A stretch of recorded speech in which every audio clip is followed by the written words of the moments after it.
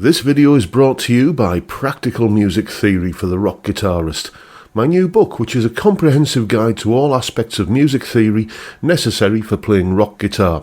From blues to the cycle of fifths, from understanding and using modes to choosing the right notes for a melodic solo, from pentatonic scales to chord construction and keys. It's all covered in a clear and concise manner. With accompanying video demonstrations, jam tracks and tabs, you'll learn to use the knowledge you gain in accessible ways that make sense for less than the cost of a few guitar lessons. Check out the link in the description for more details.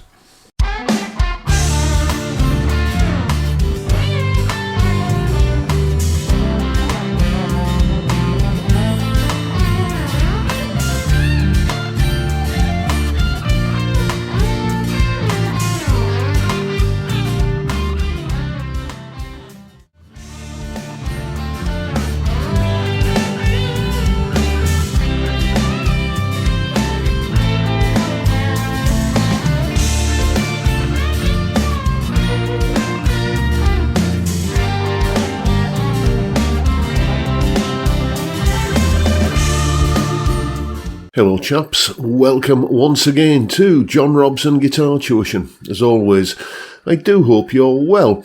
That little intro piece there was basically a taste of what's to come in this video today.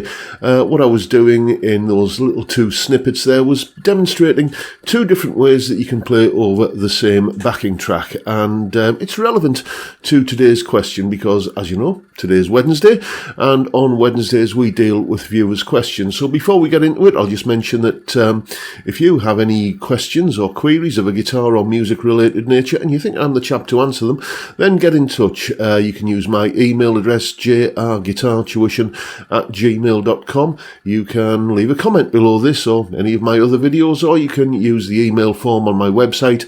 There's the address at the top of the screen, link in the description. One chap who did exactly that is called Mike, and this is his question. Hi John, thanks for all the newbie lead guitar stuff you put out recently. Just a dafty question. How do you know what key to play in, and do you have to change what key your scale is in when the backing track goes from one chord to the next one?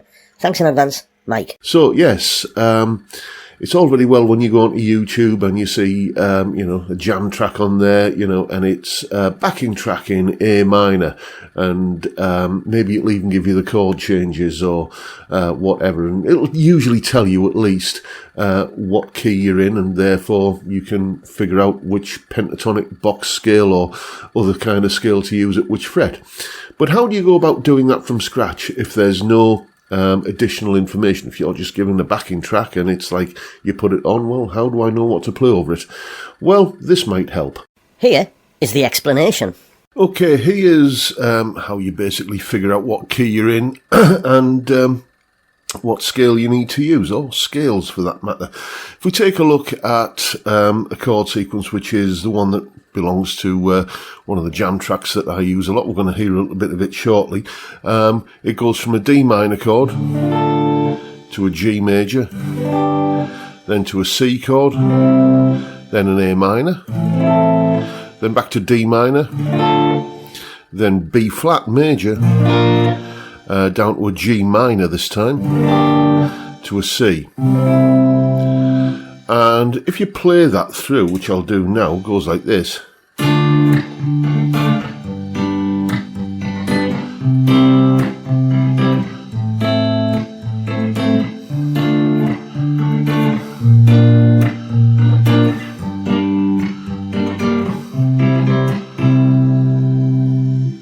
You can hear it kind of sounds a little bit unfinished on that C chord there. What needs to happen is it needs to go back to the D minor. And when you do that, it sounds resolved, as we say. Here's what I mean.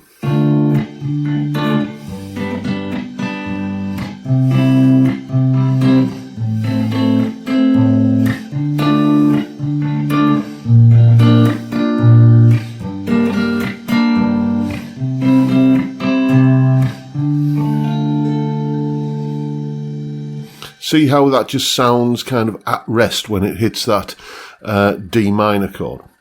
That is the chord that we refer to as the tonality. And the best way of determining what the tonality of any chord sequence is to do exactly what I've just done there. Play through it find the chord that sounds most appropriate to put at the end, the chord that makes it sound finished, basically. And then that is the chord that you base your choice of pentatonic scale on. So for that chord sequence there, I could use D minor pentatonic, because D minor is the tonality chord. Various patterns of D minor pentatonic. I'll run through them now, then put them up on the screen. So we've got this one at the 10th fret, this one at the 13th fret, which can also be done down at the 1st fret. We've got this one at the 15th fret,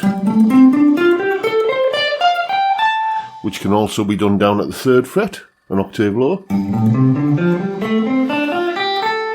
We've got this one at the 17th fret, which can also be done down at the 5th fret, an octave lower.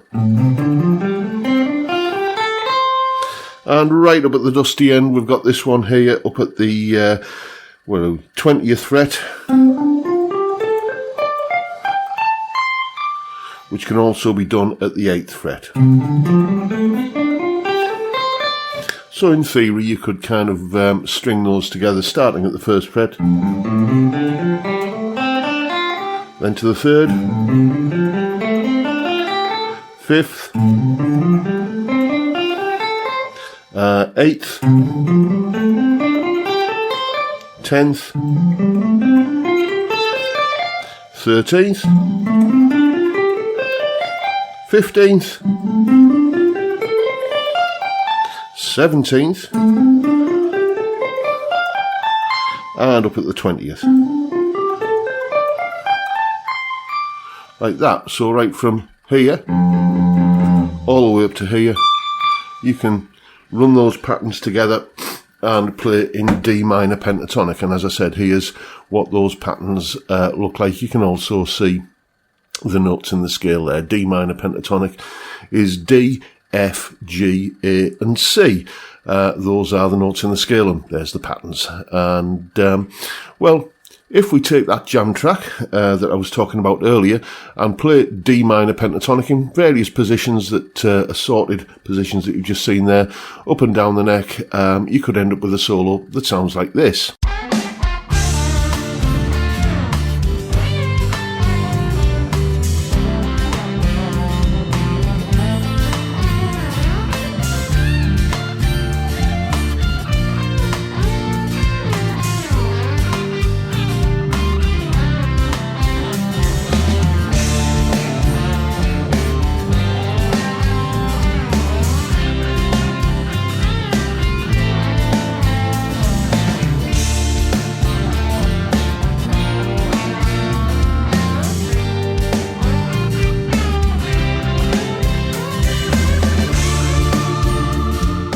Which is all well and good, but Mike's other question was, do you have to change scale every time you change chords? Well, as you can hear there, I wasn't changing scale. I was moving between different patterns of the same scale, but I wasn't going to a different scale when I was changing chords.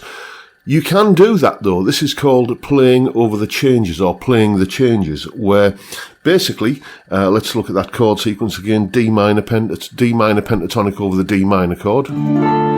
Then the next chord is G, so I could play a G major pentatonic there.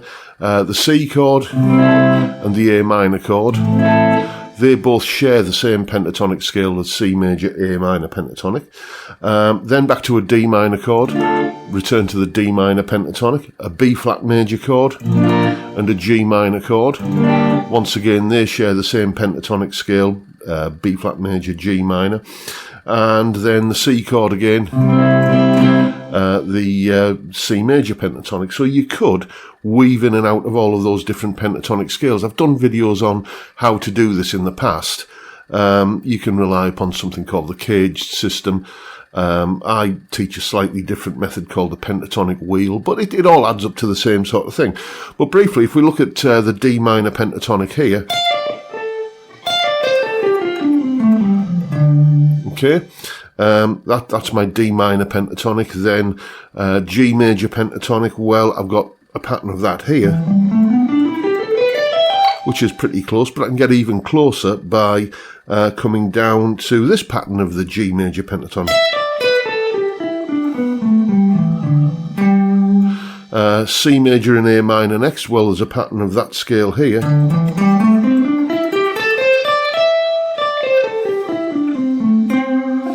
What we got next, we're back to D minor again. Then there is, what we got next, we got B flat major, which could go like this. Which is also the scale that you would use over the G minor chord, and then C major pentatonic again for the C major chord. There, like that. And that's just basically knowing the 5 pentatonic boxes and knowing where they are along the length of the neck. As I say, I've done videos on this in the past, so I'll link to one of those in the description.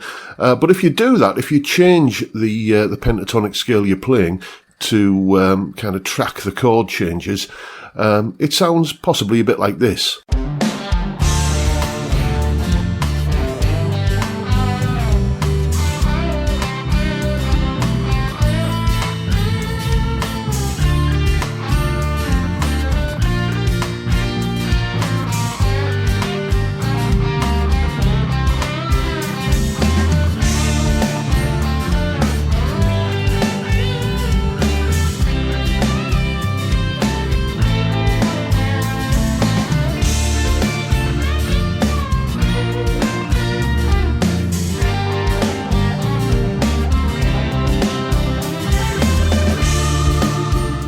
And I think that sounds just that little bit more melodic and tuneful. I make the comparison, it's a little bit like the difference between just using one pentatonic scale is a bit like having an off-the-peg suit, and this is a little bit more made to measure, doing it this way. You tend to find as a general rule that guitar players who are the sole guitar player in the band, maybe like your typical sort of power trio kind of situation, they will tend to use that latter approach there because it keeps a sense of a chord sequence happening when they're not playing chords, because they're not playing the chords underneath the solo and playing the solo. So how to suggest the chord changes that should be there but aren't because the guitar player is playing a solo. How to suggest those set of chord changes whilst playing a solo? Well, use that sort of multiple pentatonic approach. It's a good way of exploring the neck, if nothing else. As I say, I'll link to to a video on this topic in a bit more depth down in the description. But now you know what to do, so go away and have some fun with it. And as always, you'll find a full tab for both solos in both Guitar Pro and PDF formats, along with the clips of me playing them both, and the backing track I was playing over as well, and that explanation. All of that is up on my Patreon page.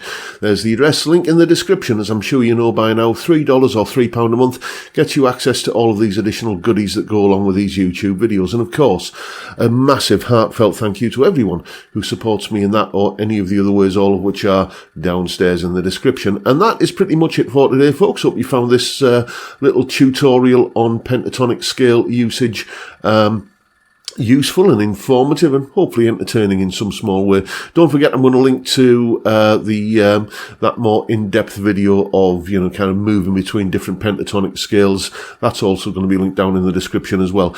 But if you've enjoyed what you've seen, please hit the subscribe button and the notification bell if you haven't already done so, and why not drop me a like as well while you're at it.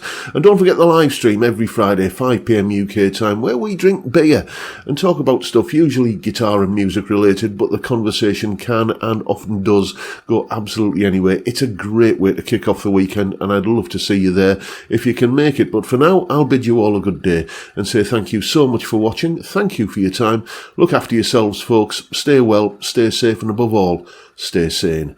Bye for now.